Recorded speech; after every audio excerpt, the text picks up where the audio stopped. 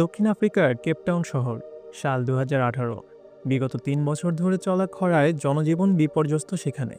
নেই বৃষ্টির দেখা, বাড়ন্ত চাহিদা আর অব্যবস্থাপনায় শহরের পানির যোগান চলে আসে শূন্যের কাছে। শহরবাসী ভয়ে ভয়ে অপেক্ষা করতে থাকে ডে জিরোর, এমন একটি দিন যেদিন কেপটাউনের মিউনিসিপ্যালিটির পানি ফুরিয়ে যাবে বলে আশঙ্কা করা হচ্ছিল। তবে না, কেপটাউনে ডে জিরো আসেনি। পৌর কর্তৃপক্ষ আর শহরবাসীর সম্মিলিত প্রচেষ্টায় নিশ্চিত করা গিয়েছিল সঠিক পানি সরবরাহ ব্যবস্থা, রোধ করা গিয়েছিল পানির অপচয়, আর ডে জিরোর অনিশ্চয়তা থেকে ফিরে এসে কেপটাউন আবারও পর্যাপ্ত পানির যোগান ফিরে পায়।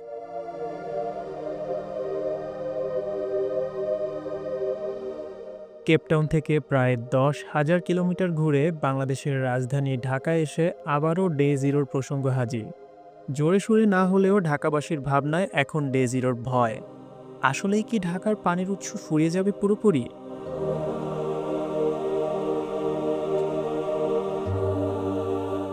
মেগাসিটি ঢাকা, ২ কোটির অধিক মানুষের বসবাস এ শহরে।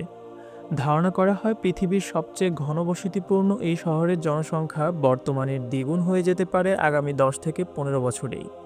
ছোট্ট এই অঞ্চলে বিরাট জনগোষ্ঠী আর শিল্প কারখানার চাপে ভূগর্ভের পানি ফি বছর নেমে যাচ্ছে গভীর থেকে গভীরে।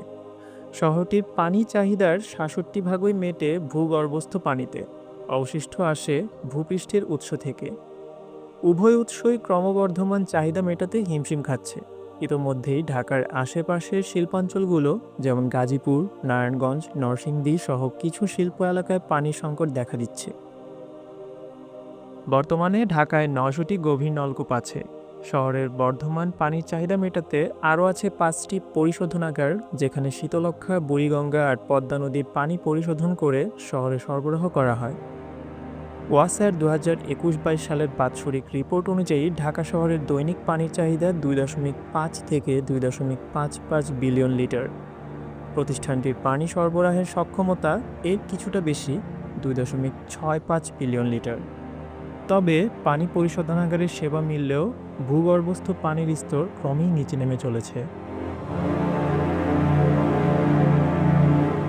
এ বিষয়ে আরও জানতে ইন্ডাস্ট্রি ইনসাইডার কথা বলে আরবান হাইড্রোলজির গবেষক সৈয়দ মোহেমিনুল ইসলামের সঙ্গে। তিনি জানান, অতিরিক্ত পরিমাণ ভূগর্ভস্থ পানি উত্তোলন এবং সে তুলনায় পর্যাপ্ত পানি ভূপৃষ্ঠে প্রবেশ করতে না পারায় দ্রুত নামছে ঢাকার ভূগর্ভের পানির স্তর। ফলে পানির সংকটের পাশাপাশি ভূমিকম্পের উদ্বেগ হাজির হয়েছে। ভূগর্ভের পানির স্তর অতিরিক্ত নিচে নামলে ৭ মাত্রার বিধ্বংসী ভূমিকম্পও হতে পারে বলে জানান এই গবেষক। কেননা পানি দ্রুত কমে গেলে সেখানে শূন্যস্থান সৃষ্টি হয়।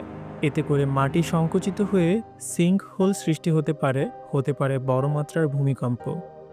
সিজমিক অ্যাক্টিভিটিস নিয়ে অনেক গবেষণাতেই ভূমিকম্পের সাথে পানির স্তর কমে যাওয়ার সম্পর্ক প্রমাণিত হয়েছে। ঢাকার পানি সংকটের বড় কারণই হলো শিল্পক্ষেত্রে ব্যাপক পানির চাহিদা। তাই ডে জিরোর মতো সংকট এড়াতে হলে ইন্ডাস্ট্রিগুলো পানি ব্যবহারে সচেতন ও সাশ্রয়ী হতে হবে এবং ভূগর্ভস্থ পানির উপর নির্ভরশীলতা কমিয়ে আনতে হবে। এক্ষেত্রে সবচেয়ে কার্যকরী ভূমিকা পালন করতে পারে ওয়াটার ট্রিটমেন্ট প্ল্যান্ট বা ইটিপি তথা পানি পরিশোধনাগার। বড় শিল্প প্রতিষ্ঠানগুলো ইটিপির মাধ্যমে পরিশোধিত পানি পুনর্ব্যবহার করতে পারে। এক্ষেত্রে সরকার শিল্পঘন অঞ্চলগুলোয় কেন্দ্রীয় পরিশোধনাগার স্থাপন করে এই প্রক্রিয়া আরও এগিয়ে নিতে পারে।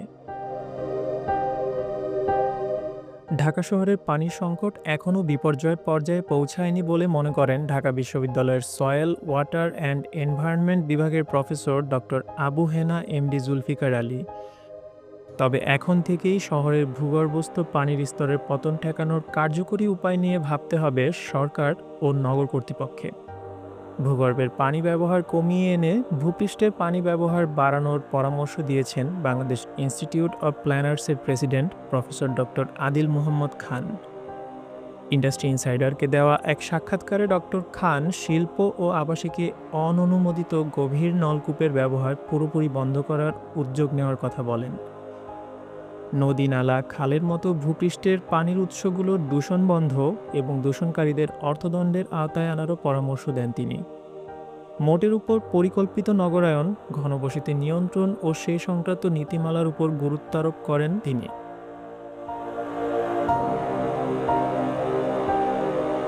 অন্যদিকে ডক্টর মোহাইমিনুলের পরামর্শ হলো ভূগর্ভে পানি অনুপ্রবেশ ও পানির স্তর উন্নীত করার প্রযুক্তি ব্যবহার। Bio retention cell, rain garden আর পারমিয়েবল পেভমেন্টের মতো প্রযুক্তি বিশ্বজুড়ে ব্যবহৃত হচ্ছে ভূগর্ভস্থ পানির স্তর সমৃদ্ধ করতে। রেইন গার্ডেন আর ভেজিটেটিভ সোয়েলের মতো ব্যবস্থার প্রচলন কংক্রিটে ছাওয়া ধূসর ঢাকায় সবুজের পরিমাণও বাড়াবে কিছুটা। যুক্তরাষ্ট্র, চীন, জার্মানি সহ অনেক দেশে এই প্রক্রিয়া ইতোমধ্যেই সফল হয়েছে। সমস্যা সমাধানের প্রথম ও সবচেয়ে গুরুত্বপূর্ণ ধাপ হলো সমস্যা চিহ্নিত করা ও এর অস্তিত্বকে স্বীকৃতি দেওয়া। পরিবেশবিদ আর বিজ্ঞানীরা তো অনেকদিন ধরেই কথা বলে আসছেন ঢাকা শহরের পড়তি পানির স্তর নিয়ে। তবে সরকার আর নীতি নির্ধারণী মহল কবে সক্রিয় হবেন সেখানে প্রশ্নবোধক চিহ্ন থেকেই যাচ্ছে।